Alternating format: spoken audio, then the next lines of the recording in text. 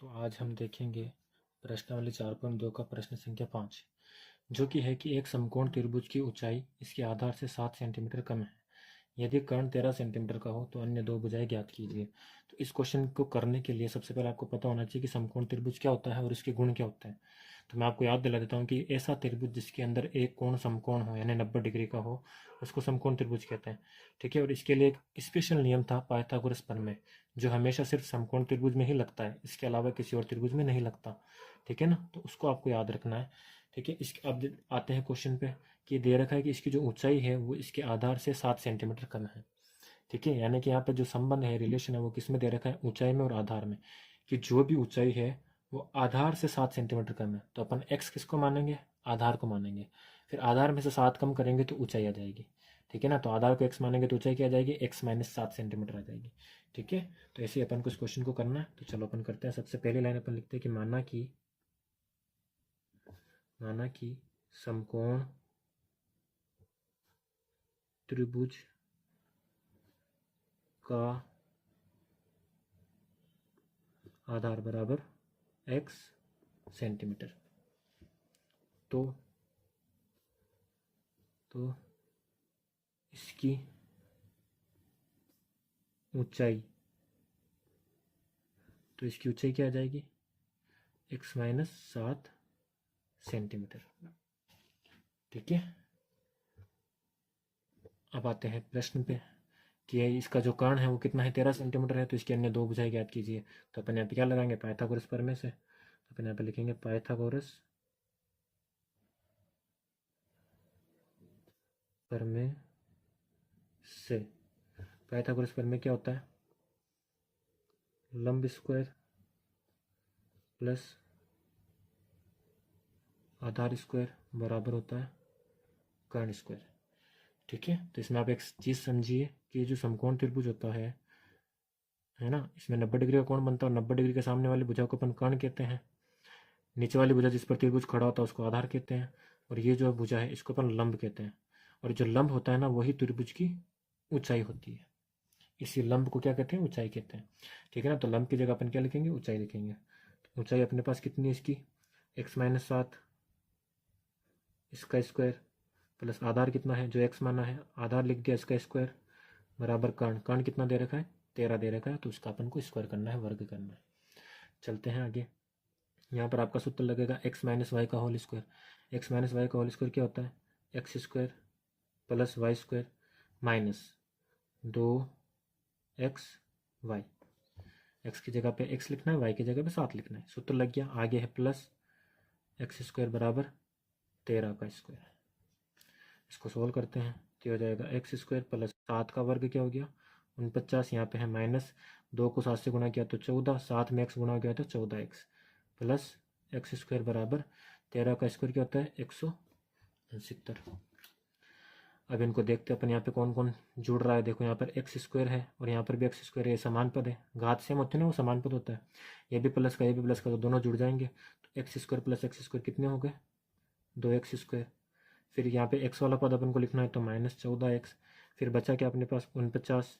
तो 49 लिख दिया। इस x गुण सूत्र को भी इधर ले आएंगे तो ये हो जाएगा माइनस का बराबर 0। ठीक है, तो अब अपने पास कौन सी टर्म बची है, 2x स्क्वायर हो गया, x वाला पद हो गया। ये दोनों अचर हैं तो ये दोनों या तो जुड़ेंगे या तो घटेंगे। अब ये किस पर निर्भर करेगा, इनके चिन्हों पर। ये प्लस का है, ये माइनस का है, अलग अलग चिन्ह तो घटेंगे यहाँ पे। ठीक है, तो अपन क्या कर देंगे, 2x स्क्वायर माइनस 14x। 100 गुण सूत्र में से 49 को घटाना है। 100 गुण सूत्र में से 49 को घटाओ, 9 में से 9 गया 0, 6 में से 4 गया 2 और 1, 120। यहाँ पे क्या गया अपने पास, 120। दोनों में बड़ी संख्या माइनस की, तो इसके आगे क्या लग जाएगा, माइनस लग जाएगा बराबर 0। ठीक है, अब देखो यहाँ पर भी 2 है, यहाँ पर भी 14 है ना, जिसमें 2 का भाग लगता है ना, और 120 में भी 2 का भाग लगता है। तो यहाँ से 2 अपन कॉमन ले लेंगे। तो 2 कॉमन लेंगे तो पीछे क्या बचेगा, x square minus 7x minus 60 बराबर 0।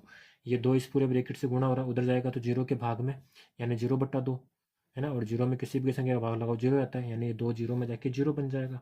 हमारे पास क्या बचेगा, x square minus 7x minus 60 बराबर 0। ये हमारे पास द्विघात समीकरण आ गई। इसको अपन को हल करना है, और हल करने का तरीका वही है, पहला पद और आखिरी पद गुणा करो, क्या आएगा, माइनस 60 एक्स स्क्वायर। बीच वाला पद मिडल टर्म है अपने पास, 7x। दो संख्या सोचनी है, गुणा करने पर 60 आना चाहिए, जोड़ने या घटाने पर 7 आना चाहिए। तो ऐसी दो संख्या कौन कौन सी है? 12 और 5। 12 को 5 से गुणा करेंगे 60 आएगा, और 12 में से 5 कम करेंगे, घटाएंगे तो क्या आएगा? 7।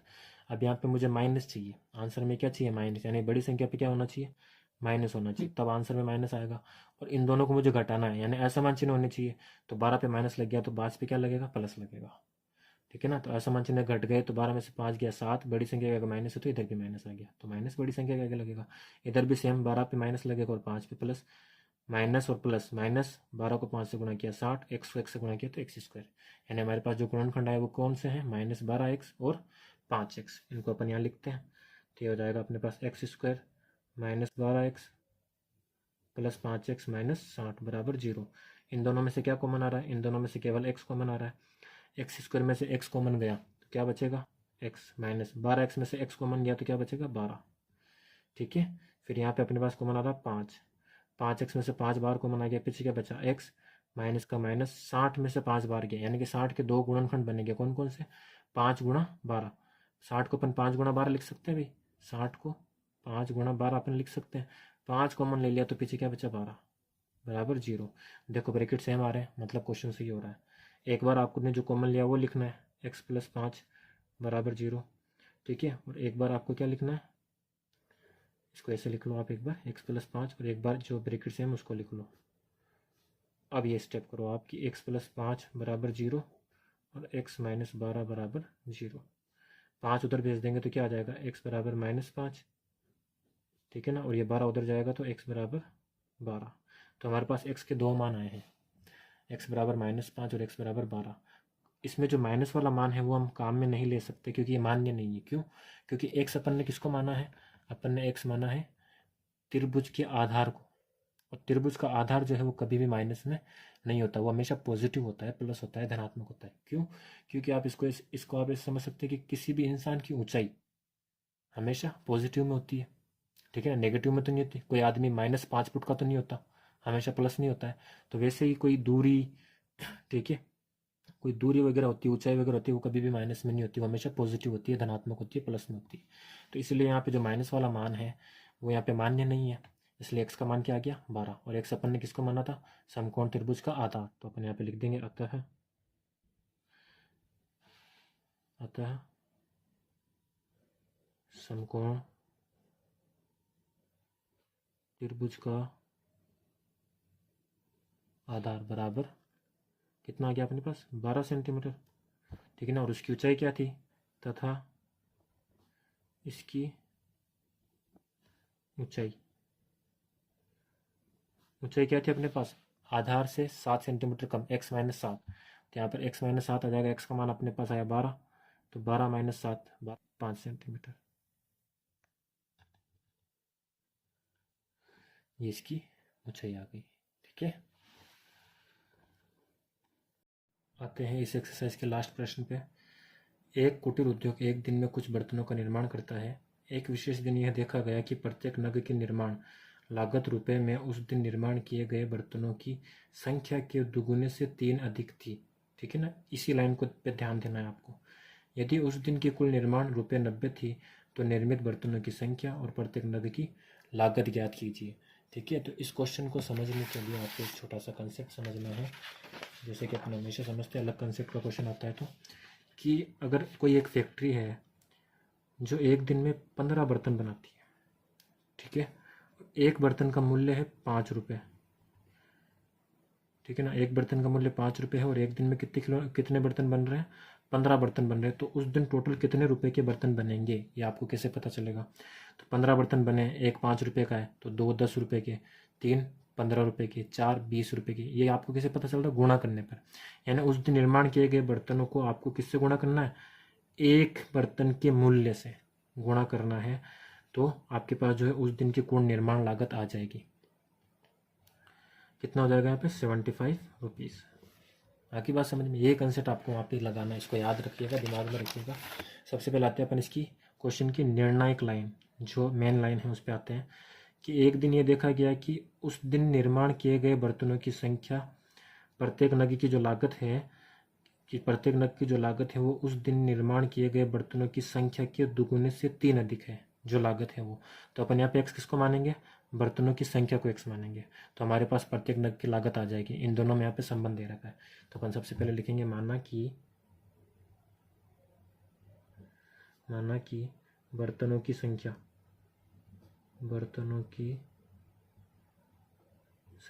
बराबर x।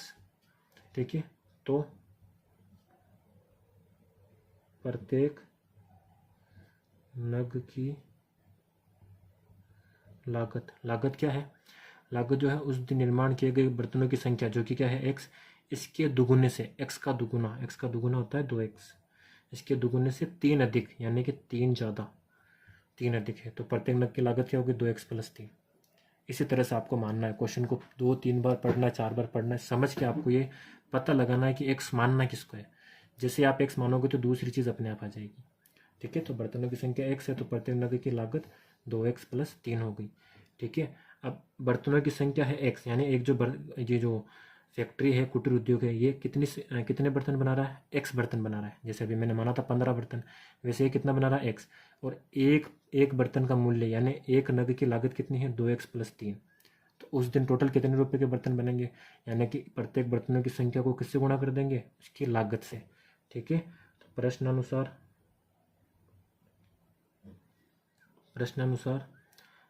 कुल निर्माण लागत क्या है हमारे पास, 90 रुपये क्वेश्चन में भी दे रखा है। तो कुल निर्माण लागत निकलती कैसे है, तो अपन यहाँ पे लिख देंगे कुल निर्माण लागत।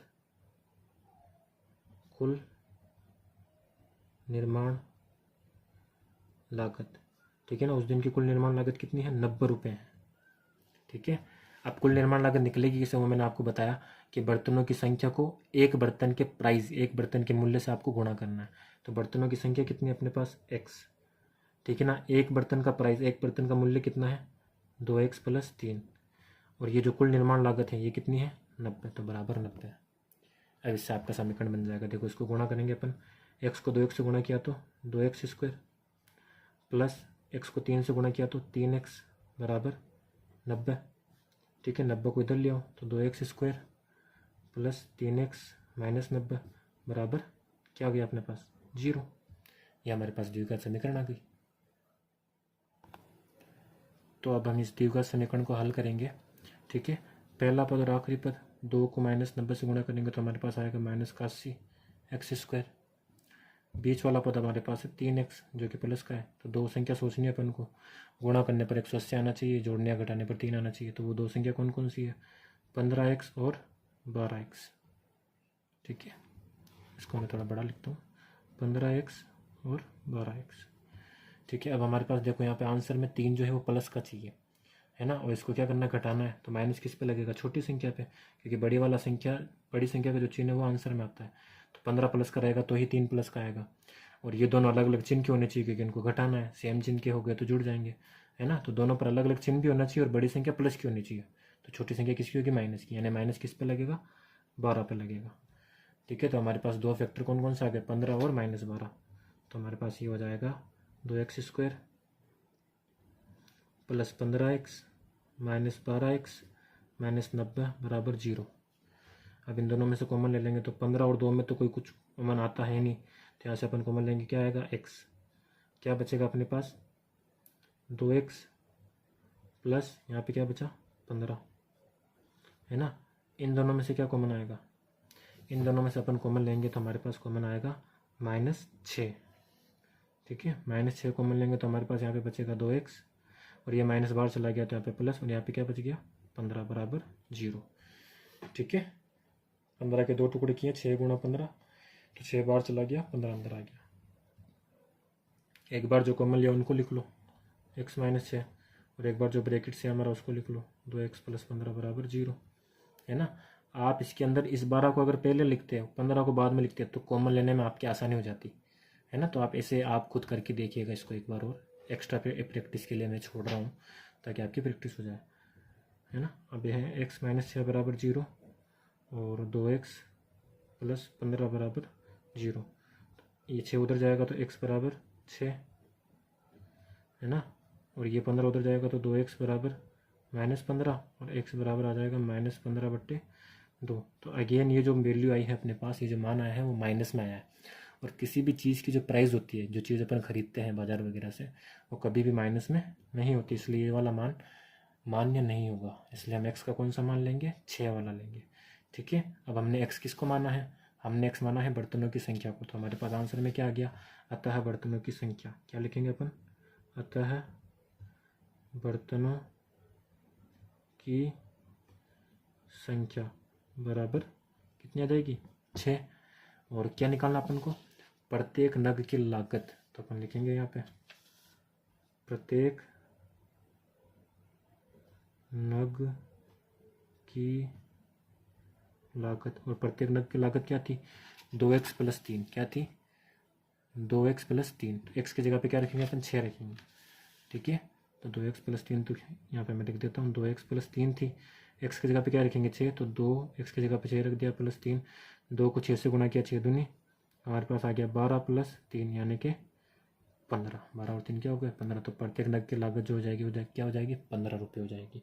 और उस दिन कितने बर्तन बने थे, 6 बर्तन। तो 15 को 6 से गुणा करेंगे तो 90। और ये क्वेश्चन में अपन को दे रखा था कि उस दिन जो प्रत्येक कुल निर्माण लागत थी वो 90 रुपये था। तो आ गया हमारा आंसर। यहाँ पे आपकी एक्सरसाइज खत्म हो गई।